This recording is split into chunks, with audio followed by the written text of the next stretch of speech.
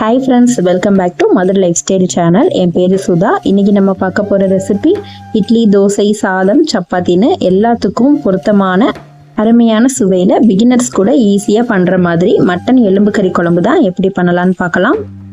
குழம்பு பண்ணுறதுக்கு 1/2 கிலோ அளவு எலும்பு கறியாக வாங்கிக்கோங்க. 2 முறை தண்ணியில் நல்லா சுத்தம் பண்ணிவிட்டு கழுவி எடுத்து வச்சுக்கோங்க. அடுத்ததாக இப்போ கடாய் வச்சுக்கலாம். கடாயில் 1/4 கப்புக்கு கொஞ்சம் கம்மியாக நல்லெண்ணெய் சேர்த்துக்கலாம். சுத்தமான மரச்செக்கு நல்லெண்ணெயாக சேர்த்துக்கோங்க. அப்போ தான் குழம்பு நல்லா வாசமாகவும் இருக்கும். இப்போ எண்ணெய் சேர்த்தாச்சு. எண்ணெய் கொஞ்சம் ஹீட் ஆகட்டும்.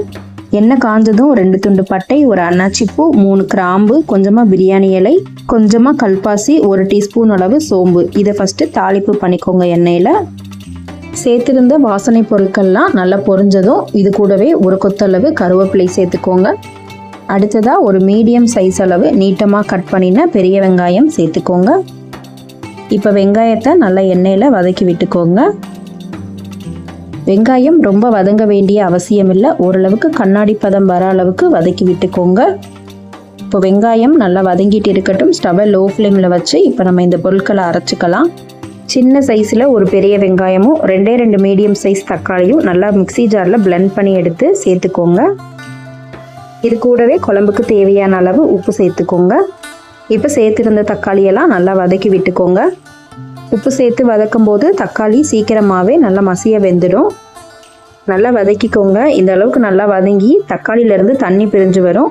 இந்த தண்ணியும் நல்லா வற்றணும். அந்த அளவுக்கு வற்றி எண்ணெய் பிரிஞ்சு வர ஸ்டேஜில் சுத்தம் பண்ணி வச்சுருந்த எலும்பு கறியை சேர்த்துக்கலாம்.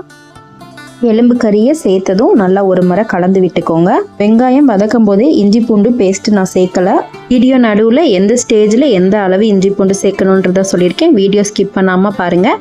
அடுத்ததாக 1/4 டீஸ்பூன் அளவு மஞ்சள் தூள் சேர்த்துட்டு நல்லா கலந்து விட்டுக்கோங்க.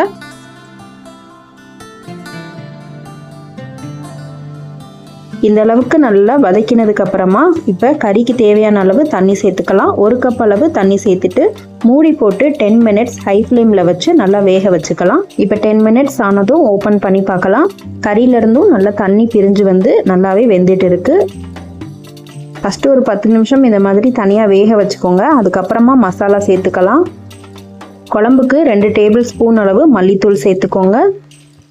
அடுத்ததாக 1 டீஸ்பூன் அளவு தனி மிளகாய் தூள் சேர்த்துக்கோங்க. அடுத்ததாக 1 டீஸ்பூன் அளவு கரம் மசாலா சேர்த்துக்கோங்க. அடுத்ததாக குழம்புக்கு வீட்டிலே அரைச்சி ரெடி பண்ணி வச்சுருந்த குழம்பு மிளகாய் தூள் 1 டேபிள் ஸ்பூன் அளவு சேர்த்துக்கோங்க. வீட்டில் அரைச்ச குழம்பு மிளகாய் தூள் இல்லைன்னா 1 டேபிள் ஸ்பூன் அளவு மட்டன் மசாலா சேர்த்துக்கோங்க. அடுத்ததாக காஷ்மீரி மிளகாய் தூள் 1 டீஸ்பூன் அளவு சேர்த்துக்கோங்க. இது ஆப்ஷனல் தான். இப்போ அடுத்ததாக ஒரு உருளைக்கிழங்கு நல்லா கழுவி சுத்தம் பண்ணதுக்கப்புறமா நீட்ட வாக்கில் 6 பீசஸாக கட் பண்ணி சேர்த்துக்கோங்க. இப்போ குழம்புக்கு தேவையான அளவு தண்ணி சேர்த்துக்கலாம்.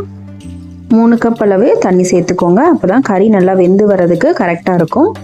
இந்த மாதிரி எலும்பு கறி குழம்பு பண்ணும்போது உருளைக்கிழங்கு கண்டிப்பாக சேர்த்து பாருங்கள். சப்பாத்தி, தோசைக்கெல்லாம் சாப்பிடும்போது டேஸ்ட்டு சூப்பராக இருக்கும். தண்ணி சேர்த்ததும் நல்லா இதை ஒரு முறை கலந்து விட்டுக்கோங்க. நம்ம கறி வேக வைக்கிற டைமிங்கில் இந்த உருளைக்கிழங்கும் நல்லாவே வெந்து வந்துடும்.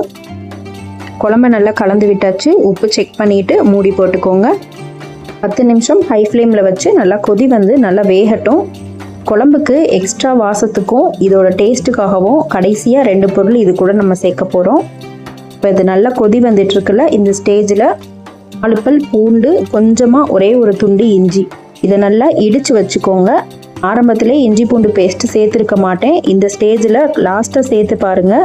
நல்ல குழம்போட வாசமும் நல்லா இருக்கும், டேஸ்ட்டும் நல்லா அருமையாக இருக்கும். நம்ம இஞ்சி பூண்டு சேர்த்ததுக்கப்புறமா கலந்து விட்டுக்கோங்க. கண்டிப்பாக இஞ்சி பூண்டு இடித்து தான் சேர்க்கணும். குழம்பை நல்லா கலந்து விட்டதுக்கப்புறமா ஸ்டவ்வை லோ ஃப்ளேமில் வச்சு 10 நிமிஷம் நல்லா வேகட்டும். குழம்பு இன்னும் கொஞ்சம் தண்ணியாக வேணும்னா தண்ணி எக்ஸ்ட்ரா ஆட் பண்ணிக்கலாம் கொஞ்சமாக. இப்போ இதை மூடி போட்டு லோ ஃப்ளேமில் வச்சு நல்லா 10 நிமிஷம் வேக வச்சு எடுத்துக்கலாம். இதே மாதிரி நீங்களும் உங்கள் வீட்டில் மட்டன் எலும்பு கறி குழம்பு இந்த மெத்தடில் செஞ்சு பார்த்துட்டு எப்படி இருந்துச்சுன்னு எனக்கு சொல்லுங்கள் ஃப்ரெண்ட்ஸ். வீடியோ பிடிச்சிருந்தா மறக்காமல் லைக் பண்ணுங்கள், ஷேர் பண்ணுங்கள், கமெண்ட் பண்ணுங்கள். சப்ஸ்கிரைப் பண்ணாதவங்க சப்ஸ்கிரைப் பண்ணி சப்போர்ட் பண்ணுங்கள். தேங்க்யூ.